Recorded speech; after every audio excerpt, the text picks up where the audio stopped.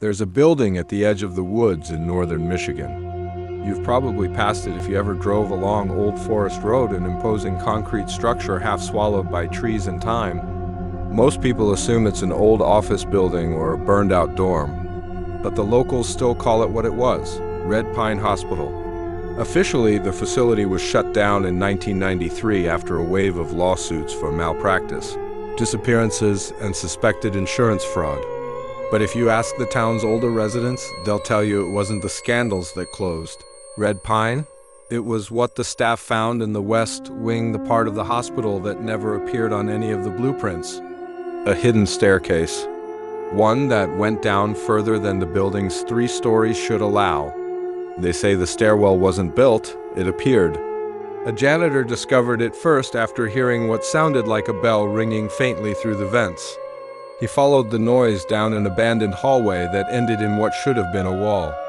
But there it was, a heavy, rust-covered door. And when he opened it, there were stairs, metal, cold, and spiraling deep into the dark. No lighting, no handrail. Just the echo of his own breath and the feeling that something was pulling downward. He told no one at first, thinking it was just a strange dream or maybe a maintenance tunnel. But the next night, the door was still there, and this time it was open. That janitor quit a week later without ever giving notice. His last words to his supervisor were, "It's not just steps, it's somewhere else." After the janitor left, stories started to leak out. Nurses whispered about patients waking up at exactly 3:33 a.m. screaming about someone whispering to them from the floor beneath their beds. Security guards reported alarms being triggered in sections that had been locked off since the hospital's original construction. The West Wing became a place no one wanted to be assigned to, especially during overnight shifts. People said you could hear clanging, not like pipes or machinery, but like something metal being dragged across concrete, slow and deliberate from behind the sealed walls. The hospital administrators tried to dismiss it, all blaming old wiring, rodents, even the paranoia of tired staff. But they couldn't explain why, in 1991, a full team of inspectors from the state health department refused to go beyond the West Wing's 2nd floor. They stayed less than 20 minutes. Their report said, area inaccessible, severe structural instability. But a nurse named Valerie Hughes overheard them in the break room afterward. She said one of them looked pale as paper. He kept muttering, "It went on forever. It shouldn't go that far." Within a week, the hospital quietly sealed off the stairwell with a steel plate and marked the hallway as condemned, but no one forgot. And a few brave or foolish staff members decided to check it out one last time before it was closed for good. That's when the first real incident happened. An orderly named Daniel Markson disappeared during his shift. He had been sent to retrieve equipment from a storage room near the stairwell. He never returned. His cart was found in the hallway. His flashlight lay just outside the rusted door, still on, the beam pointing downward into where the stairs had once been. Only now, the plate was back in place, sealed shut from the inside. Daniel Markson's disappearance made the local news, but it didn't stay there long. Red Pine's administration worked quickly to settle the matter, quietly filing a missing person report and claiming Daniel had a history of instability. They even produced a resignation letter, though his girlfriend insisted it wasn't his handwriting. Still, the case was closed, no further questions were asked, no search parties were launched. Daniel simply vanished. But inside the hospital, the silence grew heavier. Staff, who had once laughed off the stories, now avoided the West Wing entirely. Some even resigned, refusing to return. Rumors began circulating among medical students and interns training at the hospital. One story stood out. A radiology technician named Omar, known for his habit of exploring off-limits areas, claimed he saw something the night Daniel went missing. He said he was finishing a scan when the lights flickered 3 times always, a sign that something was about to go wrong. Curious, he followed the humming sound he'd noticed during prior outages. It led him to the edge of the condemned corridor. The door, he claimed, was wide open. The stairwell glowed with a faint, unnatural greenish hue. And standing halfway down the steps was Daniel, or something wearing Daniel's clothes. But his posture was wrong. Head tilted too far, arms hanging stiff. Omar said he blinked, and the stairwell was empty. When he ran to tell security, the corridor was sealed again. And the camera feed for that section had gone dark precisely between 3:12 and 3:33 a.m. The timestamp never returned. That was the last straw for Omar. He quit the next day and moved states. But before he left, he uploaded a cryptic post to an old internet forum. Don't follow the humming. Don't follow the lights. If you see someone you know on the stairs, it's already too late. As word of the forum post spread, a small but obsessive subculture began forming online. Paranormal investigators, urban explorers, digital folklore collectors. Red Pine became a whispered legend, especially among those who believed in liminal spaces, places where the fabric between reality and something else wears thin. The stairwell became known as The Descent in chat rooms and subreddits. Most of the stories were second-hand accounts, screenshots of rumors, or blurry images that could have been anything. But then came the video. It was uploaded anonymously in 2011, no voice, no intro.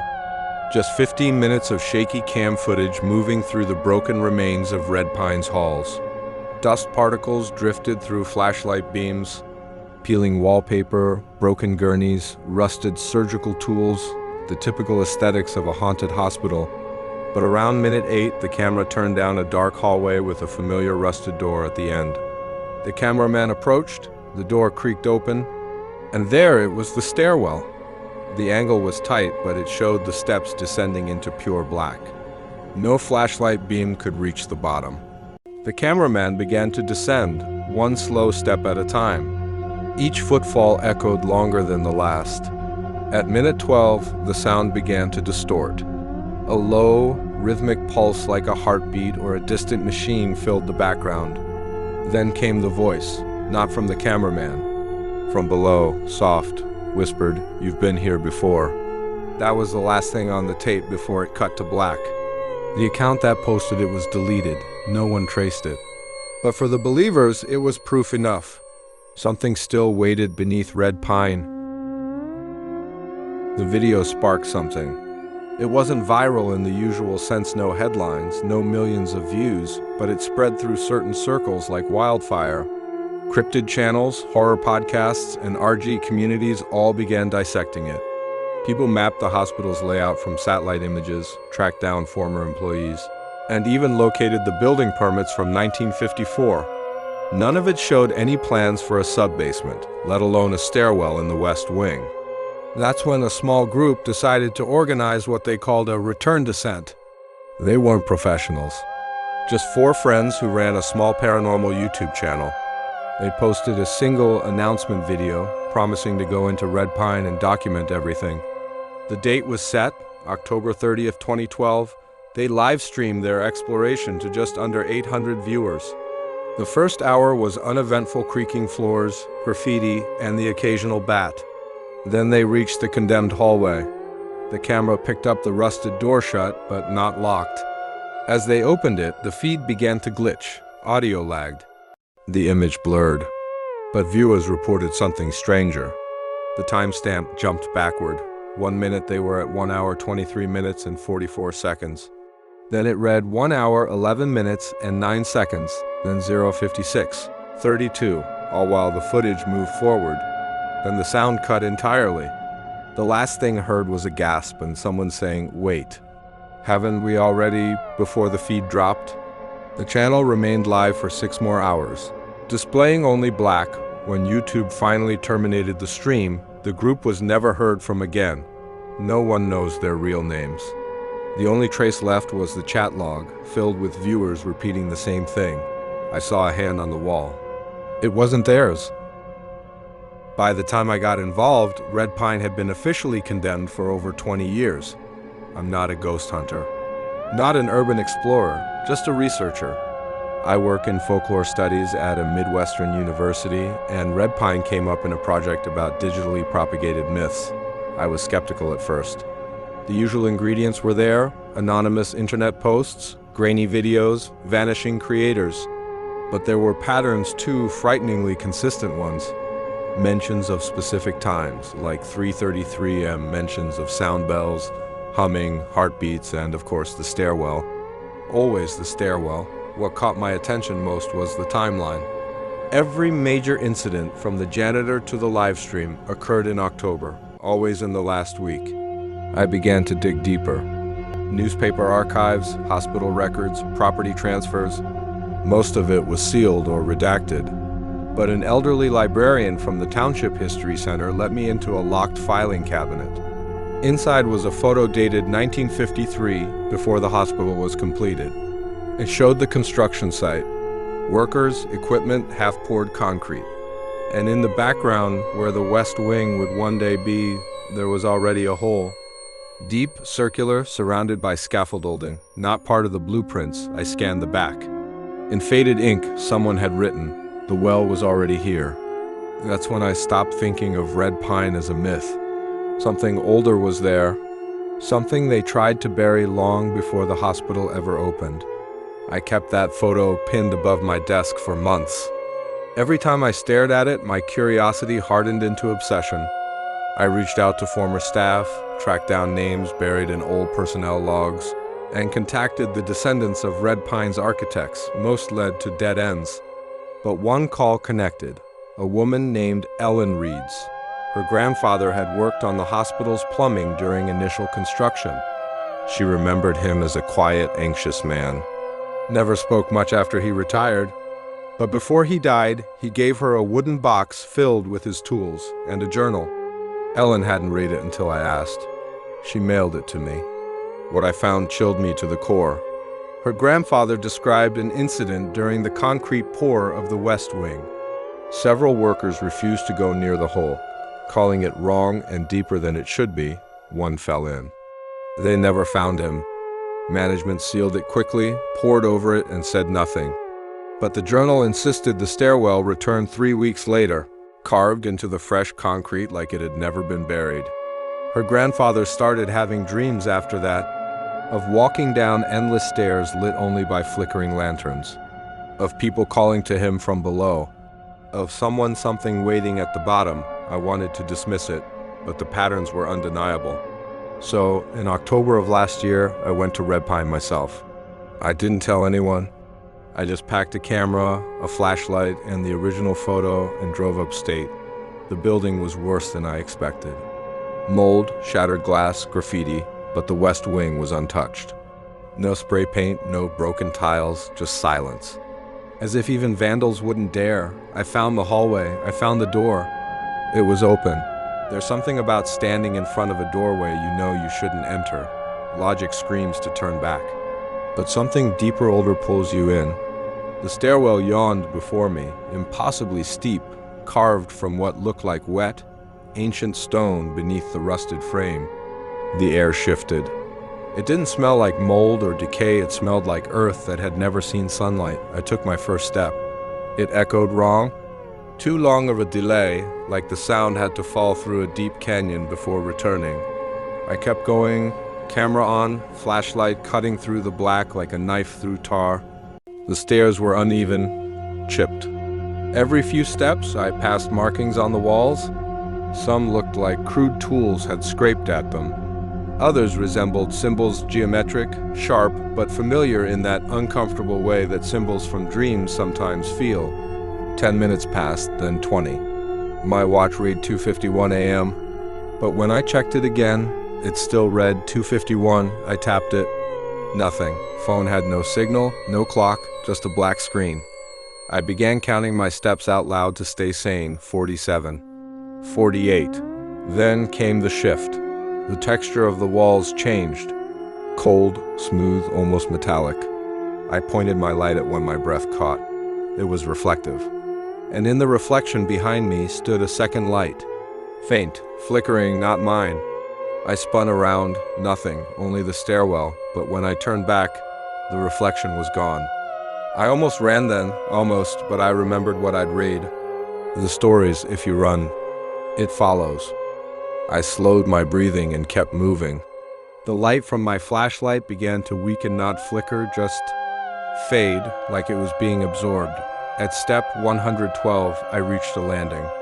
It wasn't large, just enough space for me to stand without touching either wall. Ahead was another door, not metal, This one was wood, warped and ancient-looking, with a brass knob so cold it burned. Carved across its surface was a single word etched in deep. Remember, I didn't want to open it. I also didn't want to keep going down. But the stairs behind me had disappeared. Literally, where they had been, there was now just a wall of darkness. My flashlight wouldn't penetrate it. I reached for the doorknob. My fingers stuck slightly as if the wood itself didn't want to let go. I pulled. The door opened silently, revealing a narrow corridor lined with windows that shouldn't be underground. They looked out into fog, just fog, nothing else. But shapes moved in it. I pressed forward, hearing whispers just at the edge of perception. They weren't in English. They weren't in any language I knew. But I understood one thing. They were talking about me. The corridor led to a room. In the center was a chair. On it, a tape recorder. I pressed play. A voice crackled through. "You've made it further than the others." Then silence. Then a sound wet, dragging, closer. I backed toward the door. But the hallway was gone. The windows were gone. It was just me, the chair, and the recorder, which now hissed static that pulsed like a heartbeat. I don't remember deciding to sit, but somehow I was in the chair. The recorder still hissed, but beneath the static was a rhythm: 3 beats, pause, 3 beats. Like the time, 3:33. The fog outside the invisible windows began to press inward, thickening like fluid, swirling with slow intent. I could feel it trying to get in. My flashlight sputtered out. I was in complete darkness. Then came the humming. Low, deep, mechanical, but layered with something organic, like breathing. It vibrated in my chest. I tried to stand, but my limbs felt distant, like they belonged to someone else. The recorder clicked. A new voice spoke. It was mine, my own voice, distorted slightly. "You were always meant to return." Then the walls began to whisper. Hundreds of voices, some crying, some laughing, some repeating names. I heard Daniel, I heard Omar, I heard my own. The fog began to leak into the room, curling around my legs. And in that moment I knew there was no going back. Not because I was lost, but because this place remembered me. It had always remembered me. The stairwell didn't lead downward, it led inward, to a space that exists between thoughts, between dreams and waking, a stairwell that appears only to those who hear the bell. I don't know if I ever left. I don't know if this is a warning or a lure, but if you find yourself on Old Forest Road and you see a rusted door where there should be none, don't open it. And if you already have, don't look behind you. The stairs are listening.